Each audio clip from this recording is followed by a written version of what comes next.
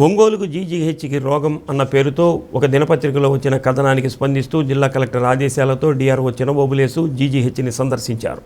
మందులు అందుబాటులో లేవని, వాటిని బయట తెచ్చుకోవాలని రాసి ఇవ్వటం అనే దానిలో వాస్తవం లేదని, 300 రకాల మందులు ఆసుపత్రిలో అందుబాటులో ఉన్నాయని అన్నారు.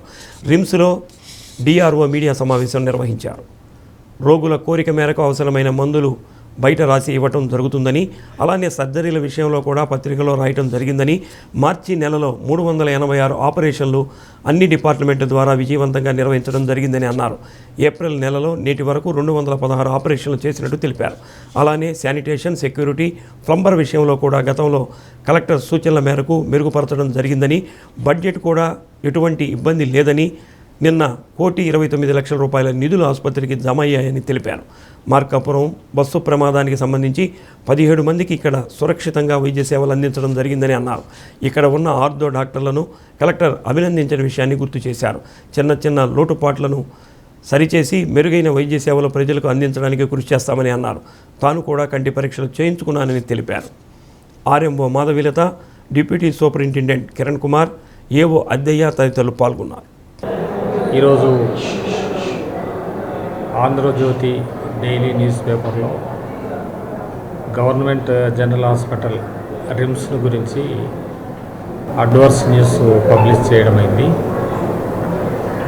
దానిపైన కలెక్టర్ గారు ఎంక్వైరీ చేసి డీటెయిల్ రిపోర్ట్ ఇవ్వాలి అని డిఆర్ఓ అయిన నన్ను ఆదేశించారు. ఆదేశాలు పురస్కరించుకొని గవర్నమెంట్ జనరల్ హాస్పిటల్కు ఇన్స్పెక్షన్కు రావడం జరిగింది.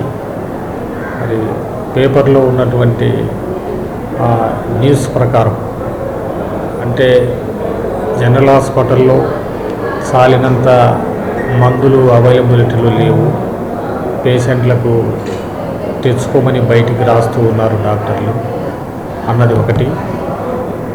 రెండవది, ఇంత పెద్ద హాస్పిటల్ అయినప్పటికీ టార్గెట్ 250 అయినా 50 కంటే ఎక్కువగా ఆపరేషన్లు ఇక్కడ జరగటం లేదు అని,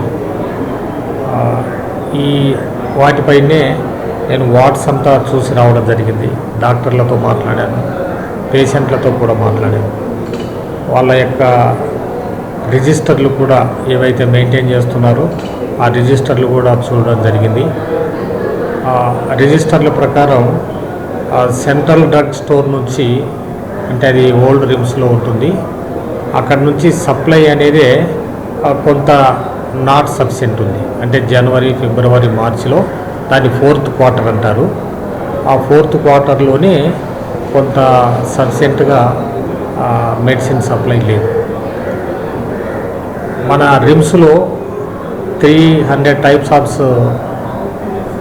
మెడిసిన్ అవైలబిలిటీలో ఉంది.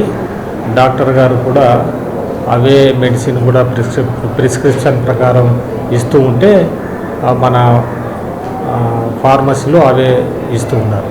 ఒకవేళ పేషెంట్లు మాకు ఇంకా బాగా మెరుగైన ట్యాబ్లెట్ కావాలి, బయట తెచ్చుకుంటే కూడా స్తోమత మాకుంది, మీరు రాసిచ్చినా పర్వాలేదు అంటే, ఏవైతే సప్లై లేవో ఆ సప్లైలో లేని ట్యాబ్లెట్లను పేషెంట్ కోరిక ప్రకారమే రాసిచ్చారు తప్ప అలాంటి క్రియ ఇక్కడ ఎక్కువగా ప్రాక్టీస్లో లేదని తెలుస్తుంది. అంతేకాకుండా సర్జరీస్ విషయంలో ఈ అన్ని డిపార్ట్మెంట్లు కలిపి 386 ఆపరేషన్లు చేశారు. ఏది అది మార్చి వరకే, మార్చికి. ఇప్పుడు ఏప్రిల్ నెల, ఈరోజు 24 డేటు. ఏప్రిల్ నెలలో ఈ రోజు వరకు యాజ్ ఆన్ టుడే 216 ఆపరేషన్లు చేశారు. అంటే ఏదైనా చిన్న లోపాలు ఉంటే సరిదిద్దుకోవటానికి యాజమాన్యం అంతా రెడీగా ఉన్నారు. అవి గాన ఉంటే వాళ్ళ దృష్టికి తీసుకొని పోతే, కాబట్టి హాస్పిటల్ శానిటేషన్, తర్వాత సెక్యూరిటీ పాయింట్ ఆఫ్ వ్యూలో ప్లంబరు, అన్ని సౌకర్యాలు కూడా బాగా లేవని తెలిసి పోయిన వారంలో ఇన్స్పెక్ట్ చేశాం. అందరికి కూడా సరిగా చేయాలి అని డైరెక్షన్స్ ఇచ్చాం. సరిగా గాన లేకపోతే యాక్షన్లు ఉంటాయని వార్నింగ్ కూడా ఇవ్వడం జరిగింది. వీళ్ళకు బడ్జెట్ రాలేదు, అది కూడా పేపర్లో రాశారు. నిన్ననే, అంటే నిన్న 23వ తారీఖున ఎంత క్రెడిట్ అయిందమ్మా? 1.1 crore 29 lakhs నిన్న రిలీజ్ చేశారు. ఆల్రెడీ వాళ్ళ అకౌంట్లో క్రెడిట్ అయింది. తర్వాత వాళ్ళ డిమాండ్ను బట్టి ఎమర్జెన్సీ పర్పస్ లోకల్వి కూడా కొనుక్కోవటానికి ఈ బడ్జెట్ సరిపోతుంది.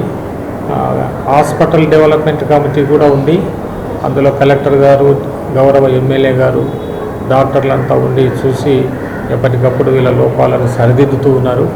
ఇంకా లోపాలు ఉండొచ్చు, పర్ఫెక్ట్గా ఉంటారని మేము అనం. చిన్న చిన్న లోపాలు ఉంటే సూపరింటెండెంట్ గారి దృష్టికి, కలెక్టర్ గారి దృష్టికి తీసుకొని వస్తే రెక్టిఫై చేయడానికి వీఆర్ ఆల్వేస్ రెడీ.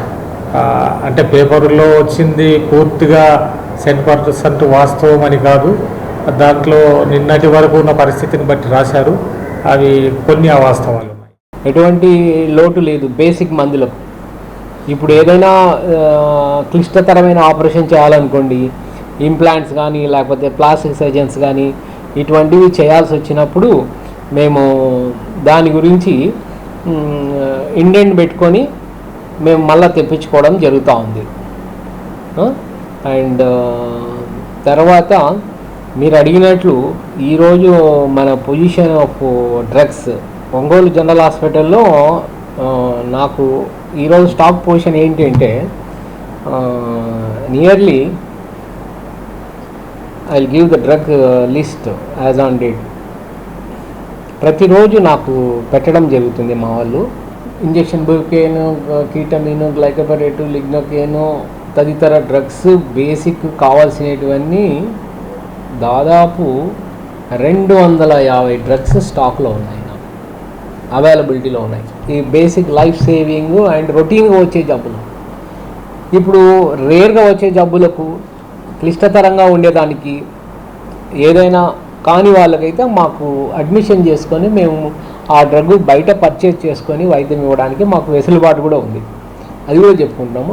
ఈరోజు పొజిషను నా ఫార్మసీలో దాదాపు 250 మందుల వరకు స్టాక్ ఉంది. ఎంత ఉంది అనేది కూడా నేను ప్రతిరోజు తీపిస్తున్నాను నేను వచ్చిన తర్వాత. ఒక్కొక్క డ్రగ్ 5,000 నుంచి 10,000 వరకు స్టాక్ ఉంది. ఇక్కడ ఒక డ్రగ్ 18,000 ఉంది. మేము ముందు జాగ్రత్తగానే పడుతుంటాం. ఒక డ్రగ్ 10,000 ఉంది, ఒక డ్రగ్ 2,000 ఉంది. Depending upon that condition. మాకైతే లైఫ్ సేవింగ్ డ్రగ్స్లో కుదవలేదు. మేము ఎవరికన్నా మరీ కావాల్సి వస్తే మేము అంత బయటికి పర్చేజ్, లోకల్ పర్చేజ్ అని ఉంటుంది, మాకు బడ్జెట్ ఉంటుంది, దాంతో కొని మేము పేషెంట్లకు వైద్యం ఇస్తున్నాము. ఎటువంటి లోటు లేకుండా మేము